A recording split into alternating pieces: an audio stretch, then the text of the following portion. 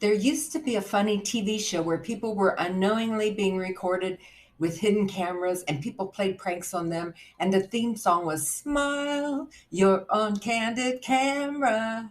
But there's nothing to smile about if you are the one unknowingly being recorded when you're looking for a home to buy and are touring homes with your realtor. And this happens more than you know, so beware. Are you on hidden camera? Is it legal? What devices are used? Can this affect your negotiating abilities if you put in an offer? Stay tuned because I will be discussing these very things.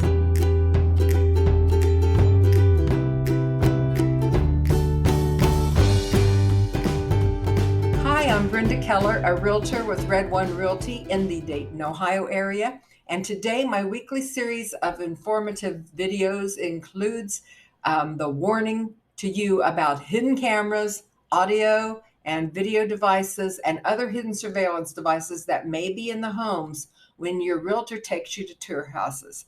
Is this legal? What kind of devices are used? What are the risks to your home negotiating abilities if you're being recorded? I'll be discussing all of this. First, I want to encourage you to click the like and subscribe button. And also, I'd appreciate it if you'd share it with someone who needs to hear this information. Thanks so much. Now, onto the topic of being spied on. Are you being spied on when you are touring houses? First of all, is it legal? As I've mentioned, I'm a realtor in Ohio, and Red One Realty, my brokerage, in our seller's advisory that we review with all sellers and we have them sign is this statement. It says, recording devices. In Ohio, it is illegal to record audio without permission from one of the persons being recorded. So that would mean, in the very least, your realtor showing you the property should be informed. Yes, many of us have security cameras in our homes.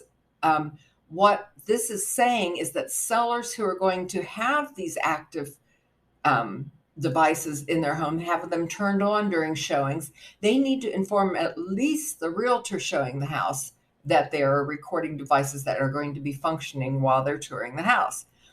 In some states like Texas, you're not allowed to record anyone unless you yourself are part of the conversation. And no matter in what state you're in, it's probably illegal to record audio or video, especially video, in a bathroom.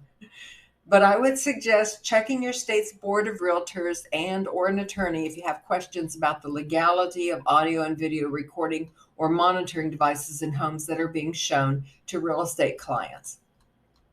So, what devices might be used? This could be something as simple as a mini recorder or 2 or 3 of them hidden. Perhaps the sellers put one on top of the refrigerator or a cabinet in the kitchen, or one in a bookcase or entertainment center in the living room or family room, one under the bed in the master bedroom. It could be nanny cams, those cameras that record audio and video from a stuffed animal sitting on a shelf, or a clock that's hanging on the wall, or a clock sitting on a desk. People even listen in on baby monitors. There are cameras that are hidden in smoke detectors and also in air fresheners. A lot of people have Amazon Echo, Alexa type devices where, oh, it hurt me. You can see it's very cold, 11 degrees outside. But anyway, so sellers could actually connect their cell phones to the device by calling the device, and when they're out, then they can see, or at least hear in the very least, what's going on live by watching or listening to it on their cell phone. And speaking of cell phones, let's say there's a husband and wife that are looking at a house, or that are selling their house, I'm sorry. They could have the wife call the husband's cell, leave it open someplace, like, again, up on a bookcase or above a cabinet or something, and just leave the line open. And then, they still have the open line on the phone they're listening in on, and they can pull down the street or go anywhere, and they can listen and hear what's going on and what the seller or the buyer's realtor and the buyers are saying as they're looking at their house. Now, Some people also have audio and video devices, ADT, Simply Safe, all those other recording and surveillance devices now in their homes. And they might even be obvious, but potential buyers sometimes don't pay attention or assume that they're not being recorded since they didn't break into the house.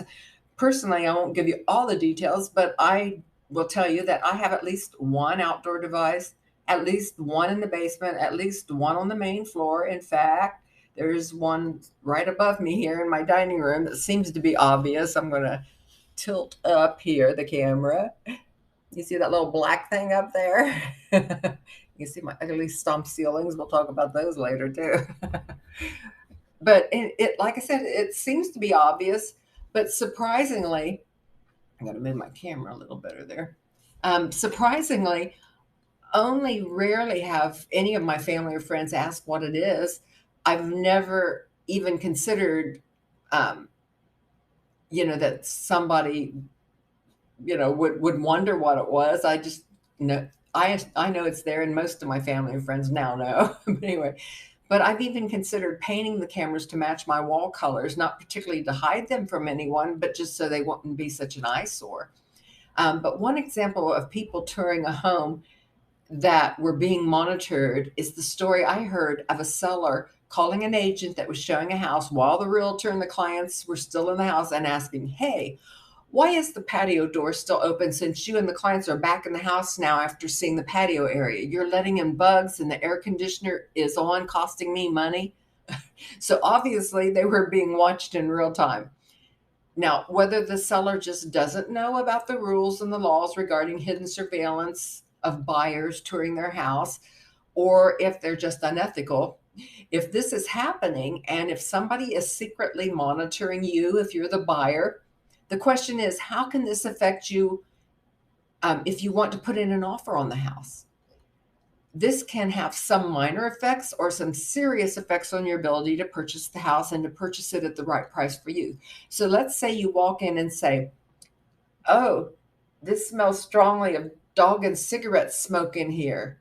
Potential buyers might comment on things they don't like, and even laugh or make terrible derogatory comments regarding the paint color or some hideous decorating choices, like my stomp ceilings that you might have noticed. They might say, "Oh, those are awful. Why would anybody do that?" Well, I happen to agree, but we haven't gotten around to redoing the ceilings. These aren't the popcorn ceilings where you can spray it and scrape it. These are stomped plaster, so that's a project for a later time. But someone originally that did this probably liked it, probably loved them, when you make derogatory comments about someone's house, you're basically telling them that their baby is ugly. So just think about it. How would you feel, excuse me, if you were selling a home that you'd lived in for several years and you decorated it and painted it to your taste, and someone came into your home and started making rude and negative comments about all the things you'd done? There might be multiple offers, and yours could be just disregarded, even if it was higher than the others, because you offended the sellers and they just don't want to deal with you. They don't want to work with you now. And on the other hand, what if you went through the home and giddily would say things like, "Oh, how awesome is this?" and comment on how very much you love the house, and "This is the perfect house for you, and I want it so much." Well, you've just shown your hand of cards to the seller, and they know that you want the house very badly, and they can probably counter your offer with a higher selling price or better terms because they know you really want the house. What if you and your realtor are leaning on the counter after viewing the home and discussing financial terms? I can hear it now. This is what you tell your realtor, and then here's what other sellers hear, when they push the play button. "Just to let you know, we can go at least 5,000 over the asking price, and we don't have to ask for them to pay some of the closing costs or pay for a home warranty. But what do you think, Mr. Realtor, if we would just go ahead and offer 5,000 below the asking price and also ask for maybe 4,000 in closing costs and up to 650 toward a home warranty? Do you think they'd take it?"